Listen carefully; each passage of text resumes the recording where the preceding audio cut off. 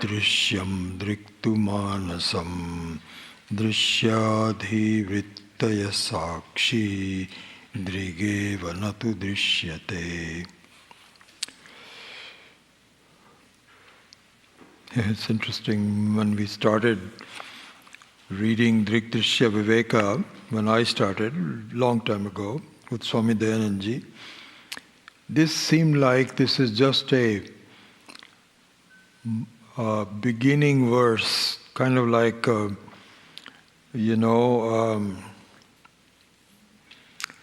like a first grade of an education. There's a lot more to go, so on. But in the way of the commentary by Swami Akhandanandaji, he has made this as a PhD word, PhD level Vidya. Everything else is less. This is the most important. Everything is really just contained in here itself. You can see in the first, so it has 4 quarters.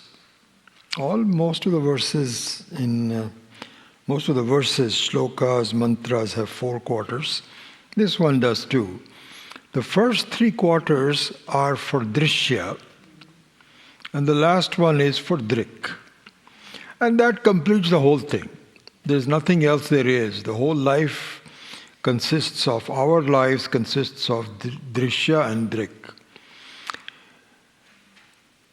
And so what I'll do is, as I think I already promised you, I'm not going to go through many verses. And I think it's even less than what I thought. So, because I know that some of you are leaving early, so I want to at least make sure that the main parts of it are done. So let's do this. Let's chant the first 5 verses only. You can just chant right after me. So at least we have done something. And that's all I'm going to do. In fact, after chanting these 5 verses, we'll come back to verse number 1 and just make a commentary on it for the rest of the time. This is what's going to happen. So let's at least do that.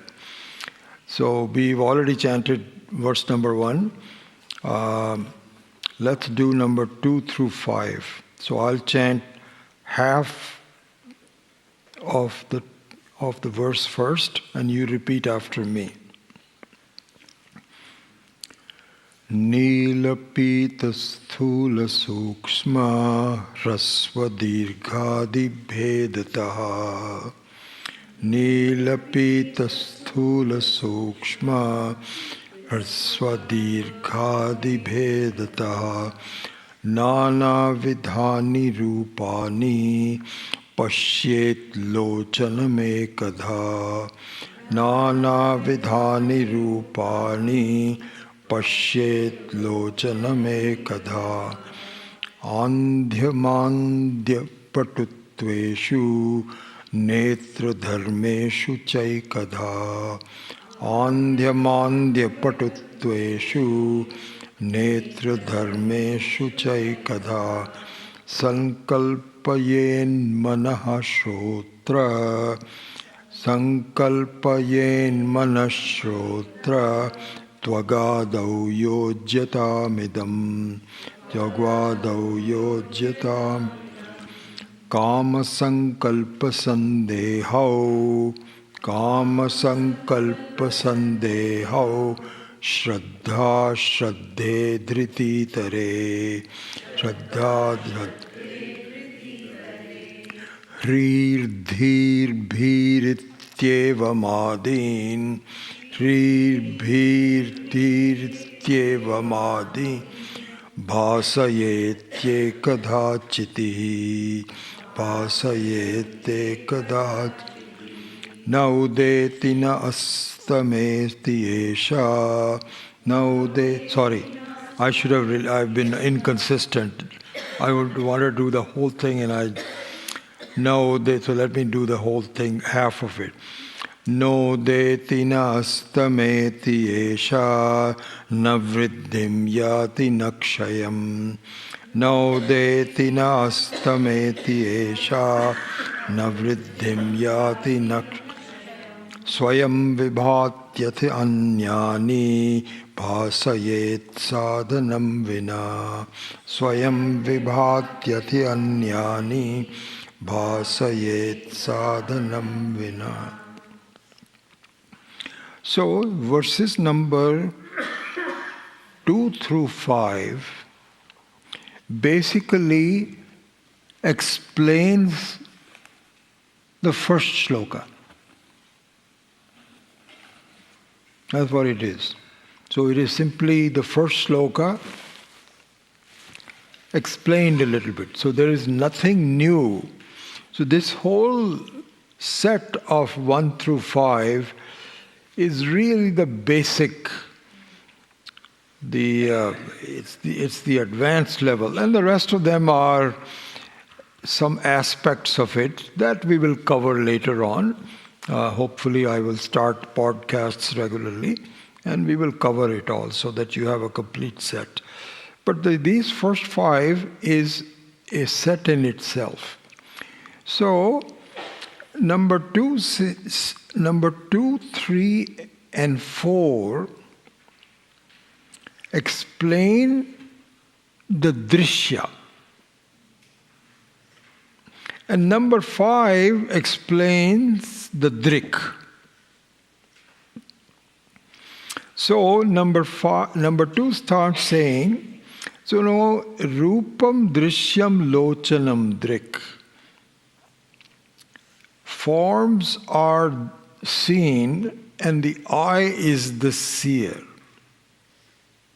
This is now explained with some detail. He says, Nila pita sthula sukshma hrasva dirghadi bhedata nana vidhani rupani pashyet lochanam ekadha. So ekadha means a single eye, a pair of eyes. You can even see with only one eye.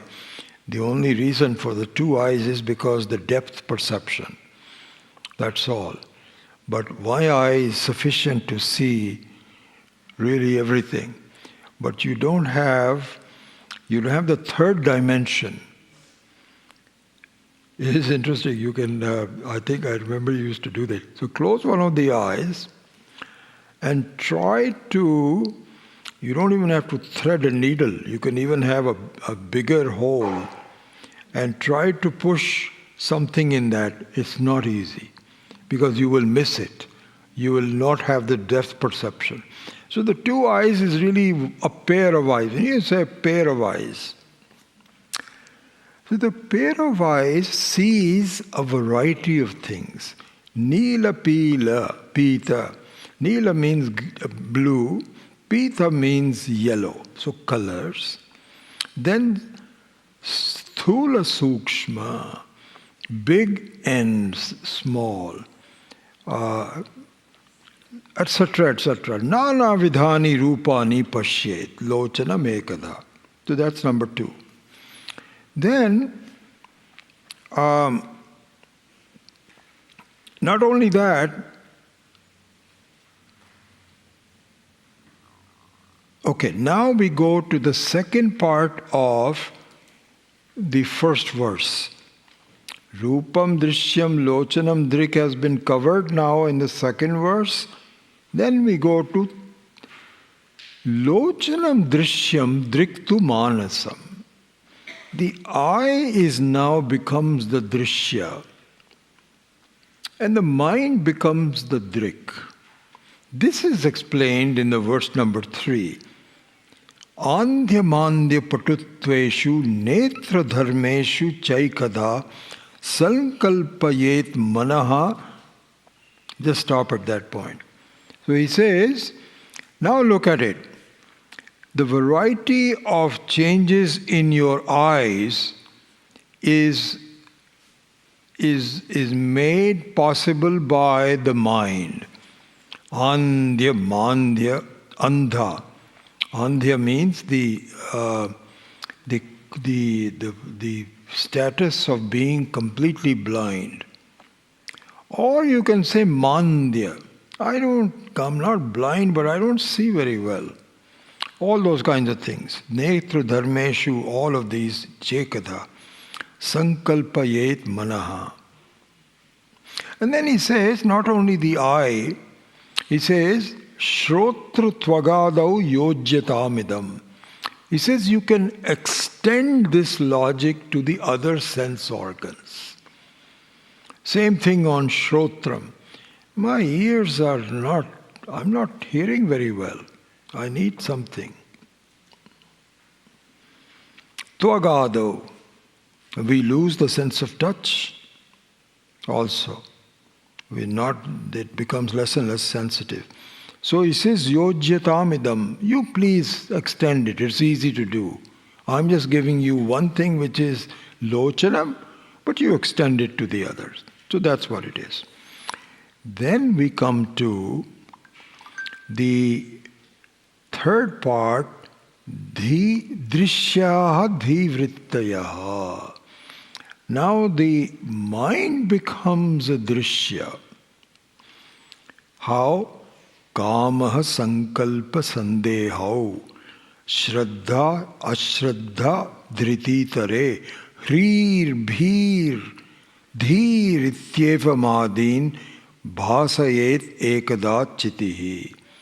So he says, what are the changes in the mind? Kamaha. Kamaha means passion, desire. Sankalpaha. Sankalpaha means a determination. I think I am going to go there tomorrow. Sankalpaha. Sandeha. Doubt. Did I lock my door? I think, I think. No, I don't think I did it. This happens to us all the time. We'll start driving and Pammi will say, did we close the garage? I think I did. He says, no, let's make sure. So we have to sometimes turn the car around and say, no, hey, I told you that. It is. And sometimes I do make a mistake because I'm the one who's driving at that time. Sandehao, Shraddha. Shraddha means, this is what I want to do. Ashraddha. What is there in it? I have no idea why people are just doing all of this. Dhritihi. Dhritihi also means a sort of very strong desire that this is absolute. I'm bravery, really, just bravery. Opposite to that is hri, means fear. Bhi, etc., etc. All these are the various changes of the mind. Bhasayet ekada chiti. By the way, this is going to be very interesting. We will look into some aspects of that are just phenomenal. But for now, and I'll do that I think in this class itself, but for now, all it says is, let's look at this prakriya. This is the prakriya. What is the prakriya? Try to see what is seen and what the science of being seen is, and what is the seer, what is the science of being the seer. Look at this thing and extend it all the way up to your own self, as we will see now. So this is what it is. Then in the last set, number 5, it now talks about the drik, not the drishya. So right now, up to now, it was talking about the drishya, which sometimes masquerades as drik. In other words, it is sometimes a drik, sometimes a drishya. This is what the reflection is. Very much like, if you're looking at your reflection. Suppose in a water, I think water would be a good example. And the water is calm and very clear. And the light is also shining very nicely. it will give you a very accurate picture of who you are. So that is like a drishya becoming like a drik. But suppose the water gets disturbed. There is some wind, or there is some dirt on it or something like this. Then the same reflection does not reflect you. It really becomes vague. This is exactly what it is. Your eyes and mind reflect you quite accurately. So for example, you could see, suppose you are well absorbed in the morning meditation. Well, you get it, and you're into it, and so on. Then the state of the mind, because what you are seeing in meditation, the morning meditation, is really the state of your mind. Because, as we saw, if you do dhyanam successfully and calm your mind down, it becomes like you. It is not you. The morning meditation does not reveal you yet. That only does from Shravanam. But it looks very much like you. So, the mind also looks like you if it is calm. Because the nature of Atma is silence, Shantam, Shivam. And if the mind also is Shantam, relatively Shantam, relatively Shivam, relatively Sundaram, then it looks like you, but only for a short time. If something else immediately disturbs your mind, you don't change, but the mind changes.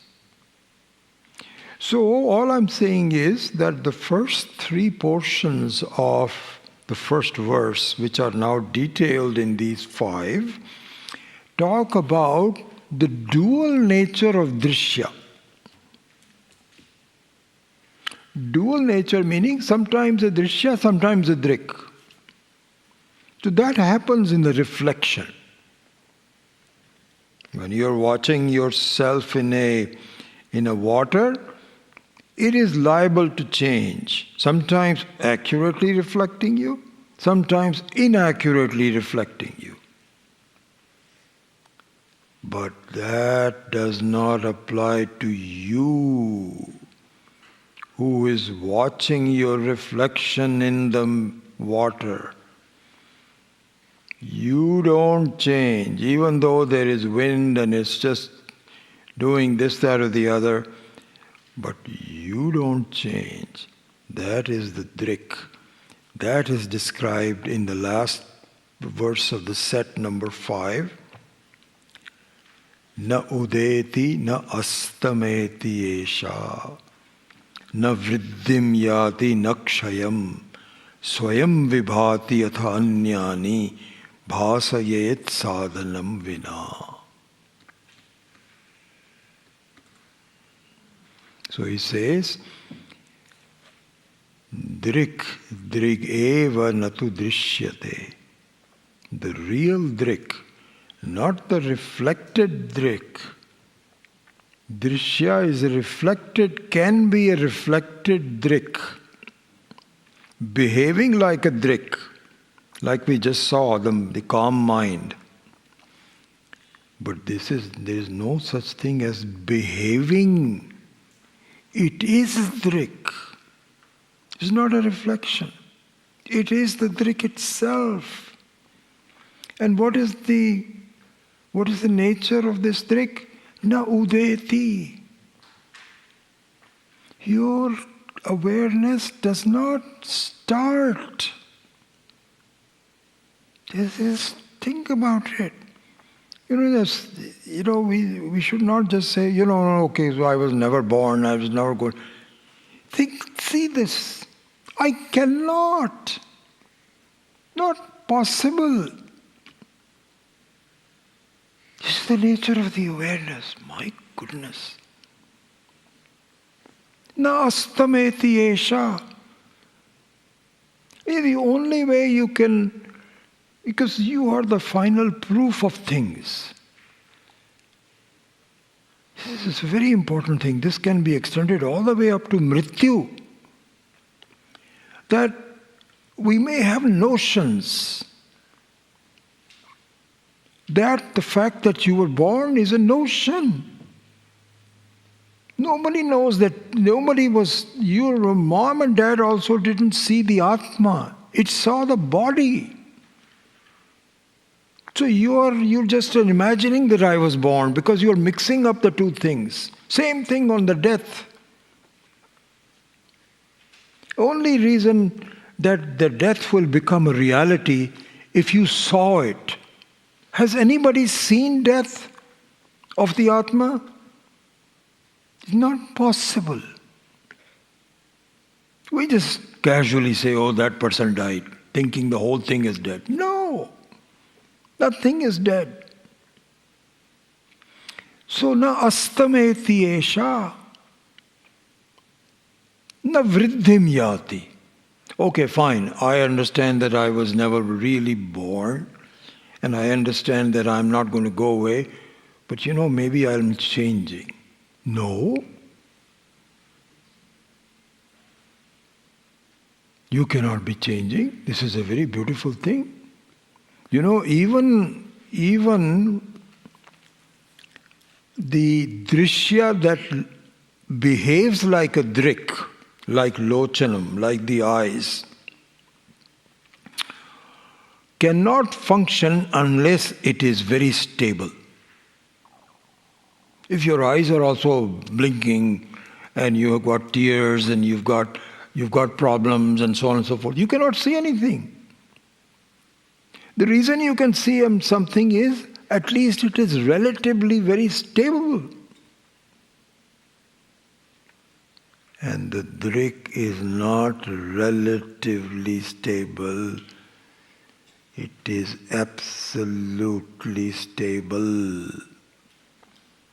Na udeti na astameti esha. Na vriddhim yati nakshayam. Vriddhi means that it gets better and it just goes down. This reminds me of this is so funny. What's the name of this Indian guy? I always forget his name from who is the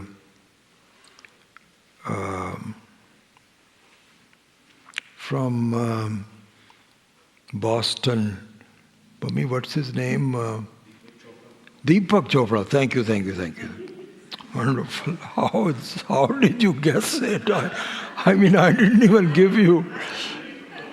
So wonderful. So I hardly watch any TV or anything, but somehow there was, on we have a show in the Bay Area called India Today or something like this, produced in the Bay Area. So there's a person there. So he was a guest, Deepak Chopra. This is, I don't know, but quite a few years ago, about 10 years ago. So I was, Deepak Chopra. So I said, let me see what he says. So he's saying, Chopra ji, tell me more about consciousness. You talk a lot about consciousness. So tell me a little bit more about it. He says, oh. And then, she was sort of asking him some things. What happens when you realize? He says, the consciousness expands. I said, what? It is unbelievable. Normally you just have I don't know words, maybe exaggerating a little bit. Normally you just have a normal consciousness. But when you have this drishti, this is a very different consciousness. She says, really? Wow, this is so wonderful. He's such a fake. That guy is unbelievable. I mean, if you don't, little knowledge is a dangerous thing. So now udayati na astameti esha satna vriddhim yati nakshayam. It just means no changes whatsoever. It is the same Ishvara 500 million years ago, same consciousness. Rama, Krishna, Vasudeva, Brahmaji, they all have the same consciousness. I am. Ishvara says, I am. Brahmaji, Shiva, same consciousness that you and I have. There's only one consciousness. But we mistake it and misuse it and all those kinds of things. That's what needs to be corrected. There's no change in the consciousness. One jnanam. And it will be forever. You know, in the chants that this morning that we all do, it says, you were there long time ago and you will be there forever. All those kinds of things. It's the same consciousness. You're right here, you. Then in the second line, it gives a very interesting logic of this unchanging drik. It says, Swayam Vibhati. This is very important to understand. Swayam Vibhati. Atha Anyani Sadhanam Vina Bhasayet. Anyani sadhanam vina bhasayet. He says, Swayam Vibhati. It is conscious by itself. It doesn't need anything to be conscious. If you just meditate on this fact, my suggestion would be, sometimes from time to time, you think about a lot of things. Even when you are alone, so this is what happens when we are so busy in doing things, and then you say, well, there's nothing else to do. So what do? You stay for a while. If you're really lucky, you go to sleep. That's very nice. But supposing the sleep doesn't come and there is nothing else to do, so what do? You do all kinds of funny stuff. Oh, now what's going to happen? How I wonder my house, my daughter is doing, how my son is doing, this, that, or the other. Can you please make a subject of just thinking about, I am Swayam Vibhati. How? Not going to be easy for you to do, but that is the truth.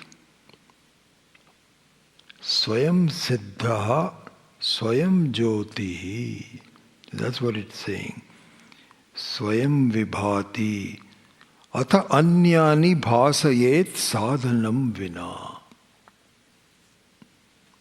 What is it, 9:30? Should I get into it? I think I might as well.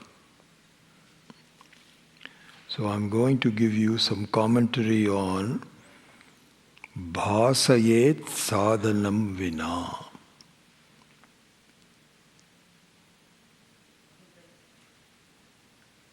Right?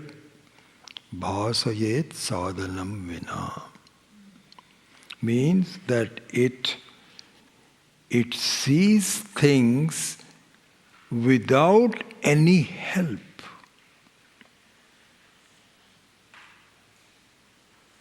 It doesn't need anything. This is a very, very important thing to see. Crucial. You are existing without any support. And you are throwing light on things without any support. There's so much to discuss here, so I'll try to do all of that.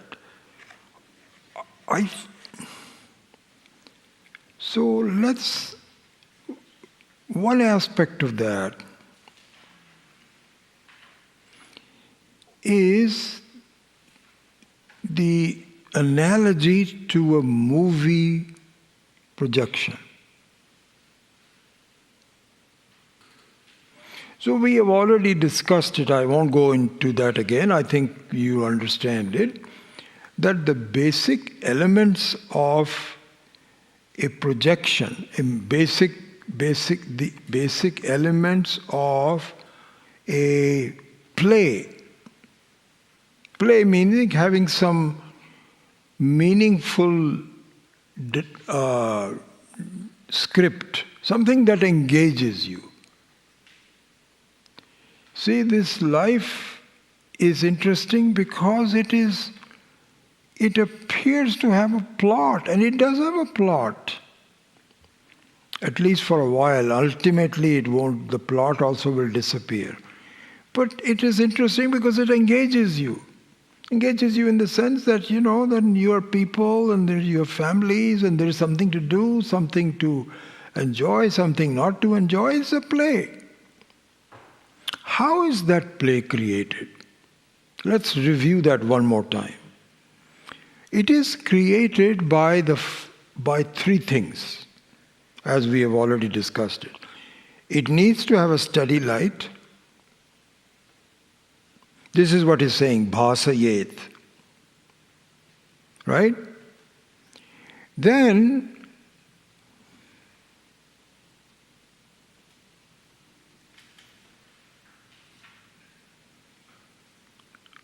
it needs to be very steady as a screen. So this is what it is. It says, na udeti na astameti esha. Like, relatively speaking, a screen is not as though it is coming and going, it is steady. So in a movie screen and a movie projector, they have dependency.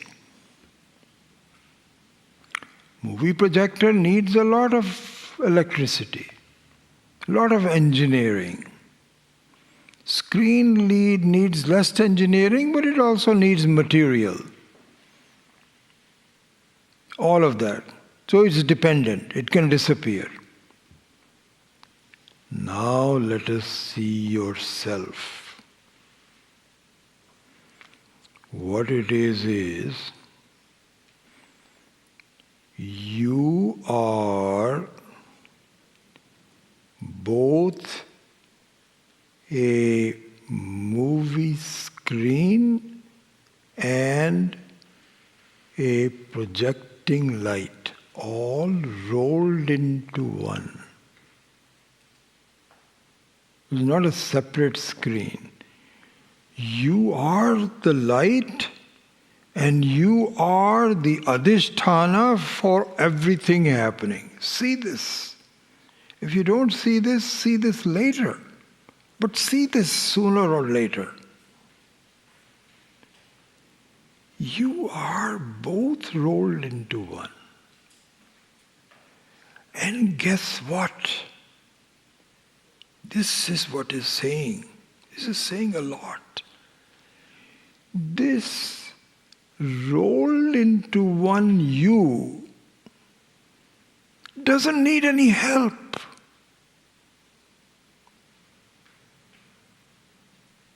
Doesn't need any help whatsoever from anything.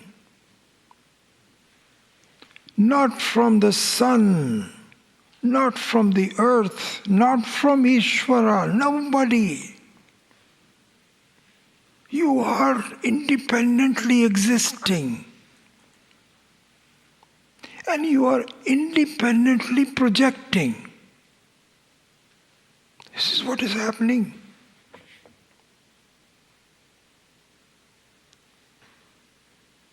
And you can't see yourself. Somebody else, some guru has to tell you and say, my God, this is who you are. And you can't violate what the guru is saying. You can't negate it. This is the way it is. And you finally, you stop fighting. Your mind that has a skewed way of looking at things stops fighting. And you just calm down and say, oh my God, this is who I am. I cannot believe it. This is what happens. Because I remember Swami Dayanandaji was saying this. He says, this Vidya is like fire, intense fire. And if you want to capture this fire, you need to be very strong. You need to have a vessel that cannot burn. And instead what happens is, our minds are, our understanding, our minds, our buddhi is so weak that when this enormous vidya comes in, it can't handle it. So it says, I don't know, later, maybe later. Either you can negate it right now or you can say, I don't know. I don't know what this guy is saying. I don't know what Vedanta is saying. You can't handle it. So really all that you need to do is to strengthen the vessel. Because the Vidya is very, very, very obvious. That you are an amazing projector. And this is not something that you did. Ishvara has given it to you. And has not even given it to you. This is Ishvara. It's the same consciousness that Ishvara has. And this is how Ishvara says. And the only thing is that there's a big difference that we make a wall between us and we just say, this is only me. And then we get into a lot of problems. Anyway, that's a separate thing. But let's go back to the basic thing. So there, the phenomena of seeing without any help is a very crucial thing to understand. It's hard for us to even visualize because we are so used to seeing things with help.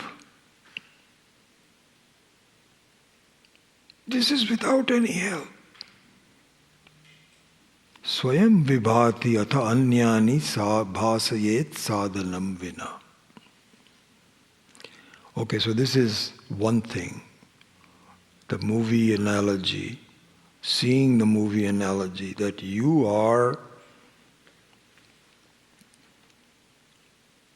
really, this is Ishvara is projecting through you. The consciousness is Ishvara's consciousness.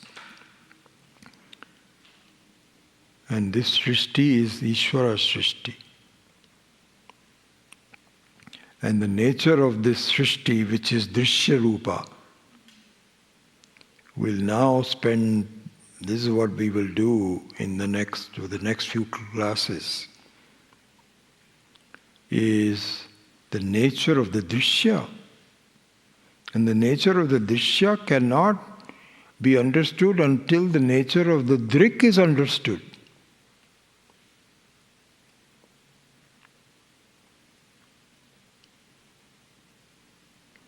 Okay, so now we will touch a topic based on this. This is what triggered my thinking. That I changed. I was thinking of doing something else, but because we do this, bhasayet sadhanam vina, without any help. This is something to now see. So let us now launch into that. Okay? All right.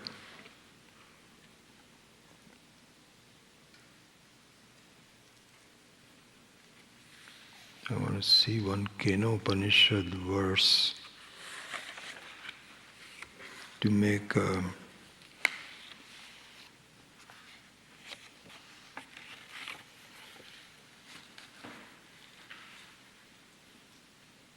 just give me 1 second.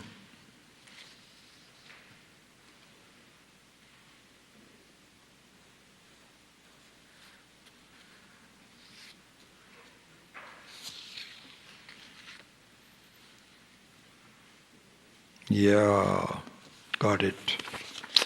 Okay, now I think I can start on this.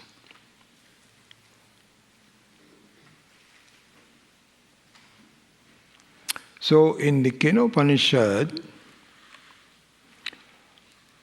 chapter 1, 6th verse says, Yat chakshusha na pashyati yena chakshumshi pashyati tadeva brahmatvam viddhi nedam yad idam upasate. That you have probably all heard this and you've seen it, but I just am making a particular reference to this. Yat chakshusha na pashyati. And the obvious meaning is, you are one that eyes cannot see. Because the eyes are always directed outwards. You cannot see, the flashlight cannot see its own batteries. And it is one through which eyes see, which is true. Eyes cannot see unless the eyes have consciousness in it. So when you say a seeing eye, it is not the golaka, because supposing there is like a dead person's eye, cannot see, because the very consciousness which enabled the eye to see is missing. So really this says, shotrasya shotram chakshusasya, it is the eye of the eye, etc., because it is the very basic thing that really triggers and empowers the eye to see. This is the normal meaning, right? There is another deeper meaning that Swami Akhetananda very clearly pointed out, which is just so beautiful. Here's what happens. Look at the difference between a jiva. Jiva means you and I as a person, and the Atma, which is our reality. Look at the difference between them. When we see something, we need help to see. As a jiva, we need help to see. What kind of help do we need to see? We need eyes. We've already gone through this. Actually, we need a lot of things. Sun. If there's no light, we cannot see. We need a functioning eye. So, a functioning eye means there is Devata Anugraha. Not only should you have the Golaka, but all the Devatas of sight must help you. It must be a functioning eye. Otherwise, it's very possible that your eyes are open but nothing is happening. So you need Devatas. Finally, you need the mind. You need the mind. It's very obvious. So somebody can just come by and just, you don't recognize, the mind is not recognizing, even the eyes are seeing, but the mind is not seeing. You'll say, hey, did you see that person? He was right there.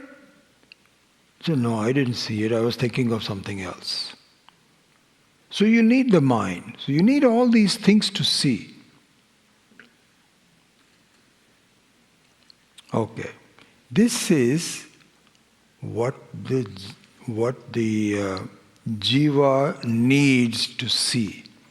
And we can extend it for hearing and for touching and all those kinds, but just look at the seeing. Now, what does the Atma need to see? What does it need?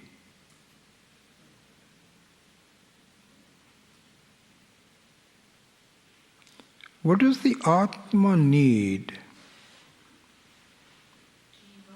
to... Does it need the sun? Does it need eyes?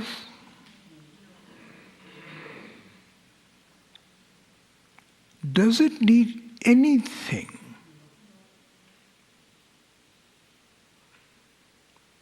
Just think about it. I am aware. I know. Is you without any interruption, without any conditions, without any dependencies. Swami Akhandananda makes a very beautiful conclusion. When you get up in the morning, and people can say, how did you sleep? There's a friend of ours, he gave us this silly joke. So their babies, when they're first born, their sleep patterns are all haywire. This is what happens to you. I remember that when our kids were born, it was so tiring. Child rearing is not easy. You're so tired, the baby is crying, this, that, or the other, milk has to be given, etc. Finally, the kid is asleep, and you say, oh my God, I need to really sleep. 1 hour later, the kid gets up again. And you got so frustrated, my God, couldn't you sleep? So the baby gets up every hour, cries, then goes back to sleep. This is what happens for a few months. So somebody said, how did you sleep last night? Oh, I slept like a baby. What he's saying is, I also got up every hour, and I also worried, and so on and so forth. So Swami Akhandananda says, when you get up in the morning, and you say, how did you sleep? Oh, that was wonderful. Really? You had a good sleep? Yeah, a very good sleep. How did you cannot make that statement unless you were there, right? That's very obvious. You are the one who slept and you are the making that statement. Because otherwise, if you were not the same person, somebody says, "How did you sleep?" Who slept? Where? What are you talking about? I don't understand, what are you talking about? But we don't say that. We say, "I slept well." You own up to it. And accurately also. So you saw, you could not have made that statement unless you saw the sleep. You felt the sleep. You were aware of the sleep. What instruments do you need to be aware of the sleep? Swamiji asks. Your mind was not there. You were not there. Even you were not there. In a way, you were there, but the jiva's constituents were missing. Body was missing. Breathing you were not aware of. Nothing was aware of, but you were aware of it. So, here is the bottom line. The same person is a jiva when you see things through other help. The same person is Paramatma. There is no difference between Paramatma and Atma. It is funny to even say that you are the Paramatma. And this is why we don't say things like that, because your mind says, "Oh, no, I can't be Paramatma. No. What can we say? There's no difference between Atma and Paramatma. There's only one consciousness. The same Atma, if it sees without any help,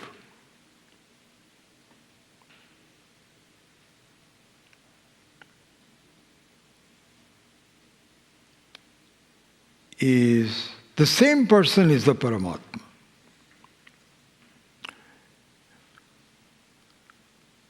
So this word Sakshi has two components to it. One is Sa, which stands for Sakshat. And the other one is Kshi, which means to see. So the real meaning of Sakshi is one that directly sees without any help. And it is possible.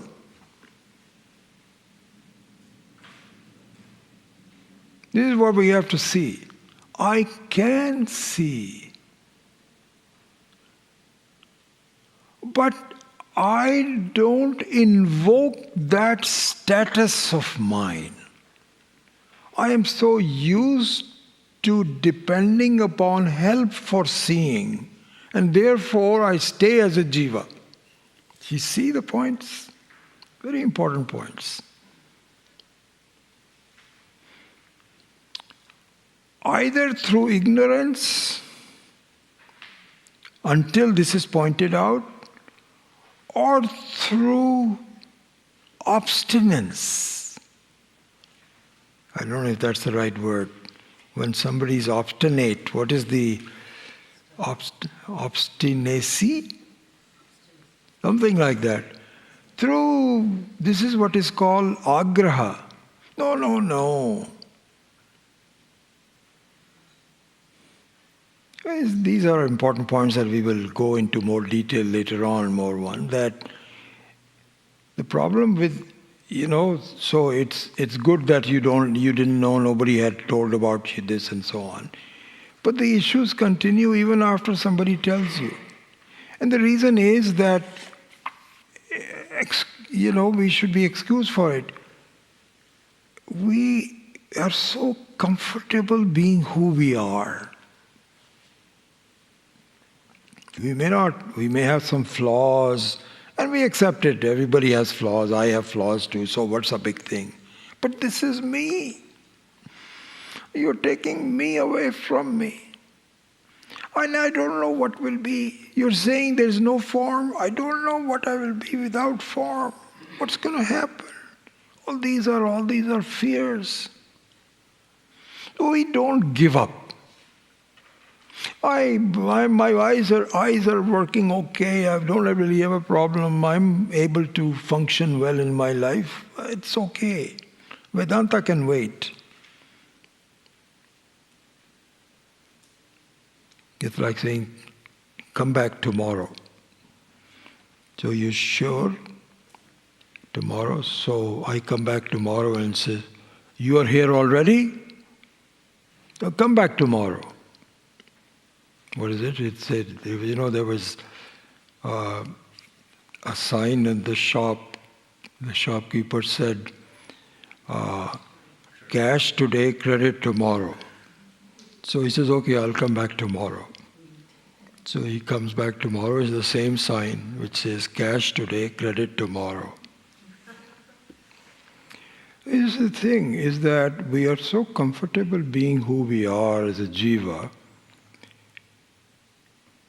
This is very intense knowledge which is not easy to absorb. And as I had made this comment earlier, it sort of dawned on me to accelerate my progress also. And we won't finish this in this retreat, but we'll talk about it later.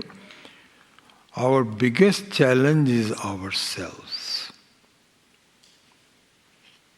We have to give up the relative comfort of who we are and dive into. We all say we want Ishvara, we want Bhagwan, we want this, that, or the other. We're not ready. It's almost like going to the edge of the temple, but we are afraid to enter. So this is the preparation for the vidya that we have to do. We have to, it's a very beautiful word that we'll comment on. Shastra uses it again and again and again and again. Dhiraha. Dhiraha. And Swami Akhandanandaji and Swami Dayananda also, all of these people, they said it has both meanings. One is called Paradarshi. One is able to really out-of-the-box thinking. And the out-of-the-box thinking is not your own, the Shastra is providing, you just see it. The second one is the courage. Swami Akhandananda also says, my God, the most important thing you need in your life to progress is courage. We become weak. We don't have the courage. This is not an easy thing to do. It is very easy if you understand. If not, to go on, you need the courage. So the dhiraha is a very important thing. And one of the aspects of the dhira, and I'm talking to myself as I talk to you as well, is that we need to get out to the comfort of being who we are. Why? Because you should see that I don't need any help. I am independent by itself. Not easy to see, but it is the truth. This is what it is pointed out. Very beautiful, this number 5. Just pointed, the second part of the 5 is, it says, Swayam vibhati atha anyani bhasayet sadhanam vina. You don't need anything. You are completely self-sufficient. Anyway, we'll continue with that. Om asato ma satkamaya tamaso ma jyotirgamaya mrityorma amritam gamaya. Om Purnamadav Purnamidam Purnat Purnamudachyate Purnasya Purnamada Purnamevavashishyate. Om Shanti Shanti Shanti. Harihi Om Shri Gurubhyo Namaha. Harihi Om.